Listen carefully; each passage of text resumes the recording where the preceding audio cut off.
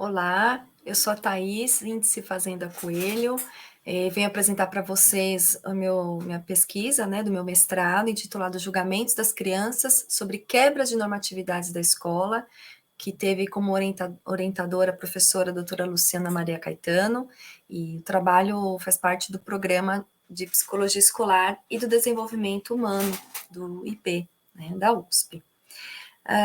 Bom, nós tivemos aqui como constructos, trazendo rapidamente para vocês, entendendo julgamentos, né, como modo de pensar, de ver, conceito, juízo, opinião que pode ser observado por meio de ações dos sujeitos ou da linguagem oral, e entendendo normatividade como um sistema de convenções da sociedade, um conteúdo presente nas regras que regulamenta a organização social.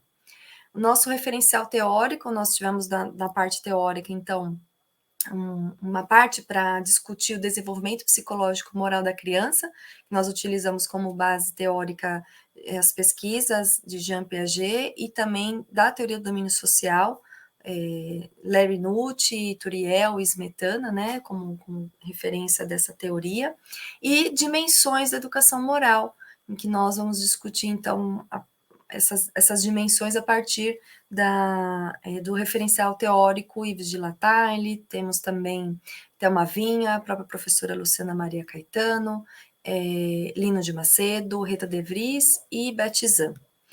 O nosso problema de pesquisa, então, é como que as crianças julgam situações em que há quebra de normatividade na convivência escolar.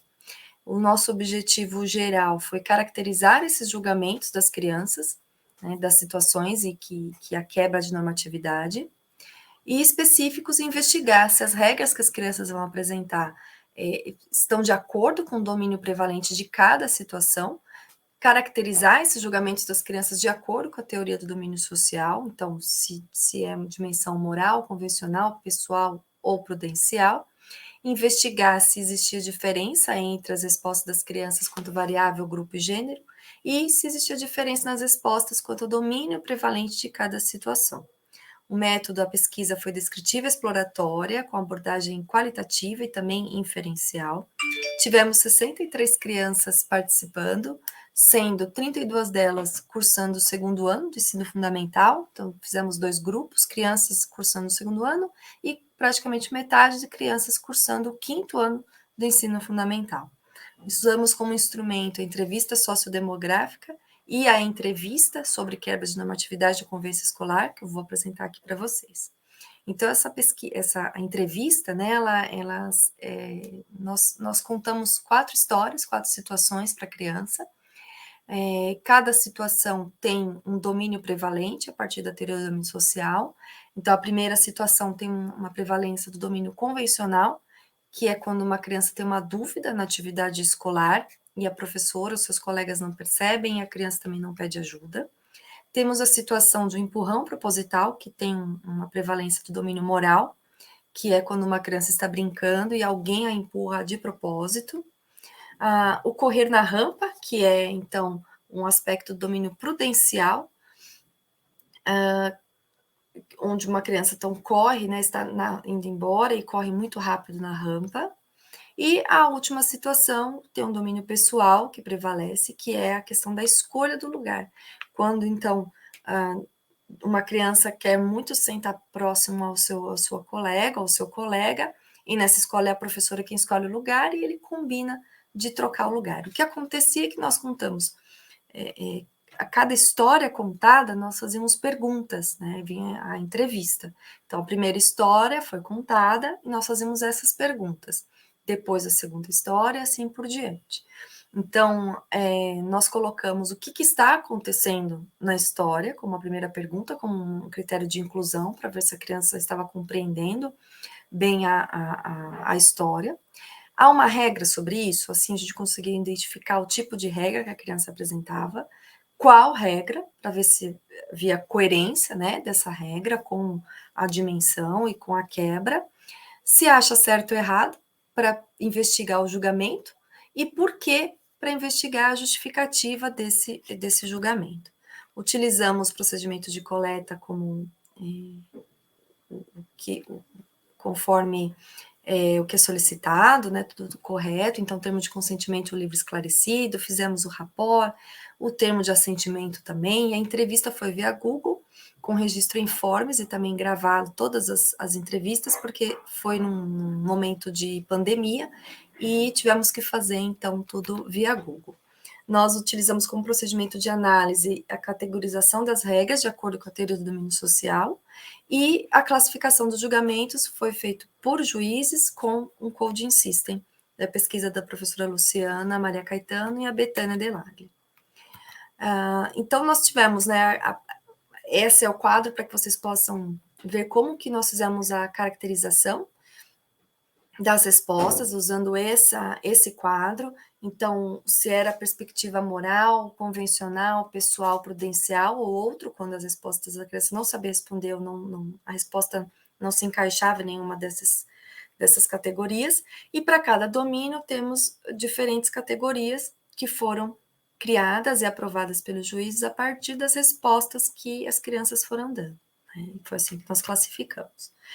E o Coding System, para classificar os julgamentos, é este da pesquisa da professora Luciana e da professora Betânia, entendendo o domínio moral como tudo aquilo que diz respeito a prejudicar ao outro, que fere os sentimentos alheios ou fisicamente. O domínio convencional, quando a resposta traz esse aspecto do problema com a autoridade, né, medo do castigo, da bronca, ou se traz um foco na questão da ordem, da disciplina, da organização de determinado espaço, ou até mesmo respostas que trazem uma questão de lei de Deus, né? E também dependendo do contexto. Então, essas respostas foram caracterizadas dentro do domínio convencional. Ainda os julgamentos, quando as respostas trazem um aspecto da escolha individual de cada um, não é certo nem errado, entravam no domínio pessoal, e prudencial, as respostas que trazem essa questão de cair, de machucar, de prudência mesmo, voltado para a saúde. Realizamos ainda teste de Q quadrado, né, de independência, para verificar a associação entre sexo, ano escolar e essa relação disso com os julgamentos entre as histórias. A pesquisa teve o parecer aprovado no Comitê de Ética, e aqui, rapidamente, então, para vocês conhecerem os principais resultados. Né? Então, na primeira história, quando nós perguntamos se há uma regra sobre isso, a maioria das crianças respondem que não há uma regra sobre a questão da dúvida na tarefa escolar. E quando elas traziam exemplos de regras, mesmo a maioria dizendo que não, nós avaliamos as regras que as crianças apresentaram e a maioria das regras estão dentro de um domínio convencional, que é exatamente o domínio prevalente dessa história. Né? Quando nós perguntamos se acha certo ou errado, aqui então aparece a grande maioria dizendo que é errado, e por que eles trazem uma justificativa convencional, né, do porquê que é errado essa situação. Então, aquelas respostas que entravam dentro daquele quadro que eu apresentei para vocês. A história 2, do empurrão proposital, a grande maioria diz que sim, que há uma regra sobre isso, é a maioria, mas não total, né? Vocês percebem que tem ainda 20% mais ou menos que não percebem a existência de uma regra para isso. Os exemplos das regras que as crianças trazem, na maioria, são regras do domínio moral. Então, por exemplo, qual é a regra? Não pode empurrar, não pode, ainda mais se for de propósito, né? A regra seria que não se deve bater na pessoa, e aqui a gente tem alguns exemplos. Quando nós perguntamos se acha certo ou errado, praticamente todas dizem que é errado, aparece com uma questão de nem certo nem errado. Então, o que vai de encontro realmente com as outras pesquisas, né? Que as crianças julgam as transgressões morais de uma forma mais errada do que as convencionais, né? E por que o que nos chamou muita atenção foi que quando nós perguntamos por que é errado, né, todas disseram que é errado, porque a justificativa das crianças está muito embasado na questão convencional. Apesar de parecer aqui 43% que explica, que justifica que é errado o empurrão proposital dentro da categoria de dimensão moral, vocês podem perceber que muitos a maioria, 48%, traz respostas dentro do domínio convencional, e ainda se nós fôssemos somar, né, crianças que não conseguem explicar ali, 8%, bastante, que não conseguem dizer por que é errado, e um pouquinho ali da questão da prudência, né? Isso foi que nos chamou bastante atenção. No correr na rampa, que tinha a dimensão prudencial, a maioria, né, das crianças colocam que sim, que há uma regra sobre isso, e eles trazem, interessante que na hora de trazer a regra, são regras dentro, novamente, do domínio convencional. Comparando aqui com o prudencial, que é o domínio prevalente da história, nós temos só 15 crianças que trazem regras preocupadas com a saúde física. Novamente, a maioria das crianças trazem um foco numa norma social, porque a professora vai dar bronca, né, numa questão ainda de um aspecto convencional. Quando nós perguntamos se é certo ou errado, a maioria diz que é errado, apesar, né, de termos ali um grande número dizendo que é nem certo nem errado. E interessante que esse quadro fica, esse gráfico fica bem colorido, né? Quando nós perguntamos por que é certo, por que é errado, por que é nem certo e nem errado, vocês vão ver que tem ali todas as dimensões aparecem, né? E isso realmente vai de encontro com as pesquisas, que tudo que diz respeito a uma questão prudencial, realmente existem respostas bem divergentes, né? Agora, a maioria da justificativa traz a justificativa prudencial, né? Que é realmente o domínio prevalente. Na escolha do lugar, eles ficam bem divididos, né? Se há uma regra sobre isso, e apesar de que um pouquinho a mais aqui do não há uma regra sobre isso, mas um grande número de crianças diz que sim. E novamente é o domínio convencional que eles trazem como regra, né? Como característica da regra, novamente, a convenção. É a professora que dita as regras, é ela que escolhe, né? E pouquíssimos trazem regras que consideram a questão da escolha, né, do domínio pessoal. Como, por exemplo, de vez em quando a professora poderia deixá-los escolher, né? E aí, quando é certo ou errado, nós perguntamos quando é certo ou errado a questão da escolha, da situação dessa história, a maioria diz que é errado, né? Que é como, então, questões pessoais, a maioria das outras pesquisas, nós temos que quando é uma questão pessoal, a maioria das respostas na literatura vem entre nem certo nem errado. Na nossa pesquisa, não, né? Apareceu a maioria julgando como errado a situação. E por que, novamente, respostas baseadas no domínio convencional para justificar por que é errado, ou nem certo nem errado. Sendo que só 30% traz uma questão de uma justificativa pessoal. Nós, então, realizamos aqui, como eu falei, né, o teste quadrado, e nós não tivemos, né, grandes associação significativa, então diferenças entre o ano escolar e nem entre o sexo e os julgamentos das regras, não apareceu diferença.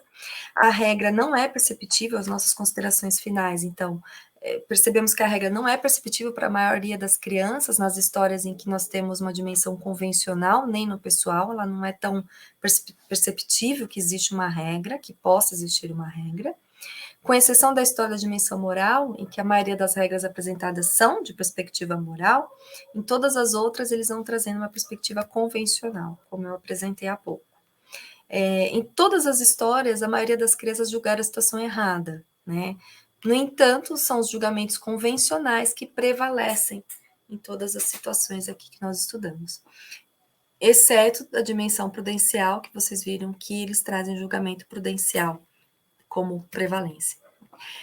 As crianças, nós podemos então concluir que as crianças pensam sobre as regras, elas pensam de formas diferentes, né? Elas buscam compreender a coerência, buscam por justiça nas ações dos adultos, isso nós vimos nas respostas, e elas julgam distintamente as situações do cotidiano de acordo com o domínio. O julgamento delas é divergente.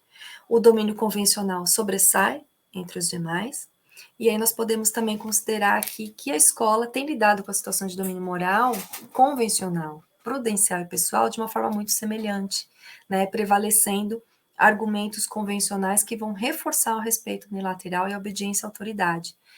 Isso nós concluímos a partir realmente das respostas em que as crianças, apesar de perceberem que a situação era diferente, a justificativa ali da regra acaba sendo sempre atrelada à convenção, argumentos convencionais, né? Entendemos que estabelecer um clima de justiça, de confiança entre as crianças e os professores é imprescindível quando nós queremos desenvolver uma postura favorecedora do desenvolvimento moral, e que então é necessário abordar as situações distintas do cotidiano escolar de forma distinta, para que eles possam, então, desenvolver, né, a autonomia, compreendendo todas as situações e a complexidade dessas situações, né. Nós entendemos que as contribuições, então, que foi o instrumento foi testado em piloto, avaliado por juízes, então é um ponto positivo da pesquisa. Oportunizamos a escuta das crianças, que foi fantástico, né? Espero poder ter a oportunidade de contar com mais detalhes tudo que as crianças trouxeram. O assunto ainda é pouco abordado nas pesquisas do tema moral, e conseguimos estabelecer um diálogo entre a psicologia e a pedagogia, né? Limites da pesquisa, revisão sistemática, que não houve, o número de sujeitos, né, 63 sujeitos, gostaríamos que fosse mais, e as escolas, por conta da pandemia, não conseguimos atingir tantas escolas, ficamos mais realmente num sistema, escolas públicas nós não conseguimos atingir em tanto número quanto das escolas privadas, né? Esperamos poder replicar essa pesquisa com os professores, ampliar a faixa etária, discutir as crenças informacionais que aparecem nas respostas e pensarmos em intervenções.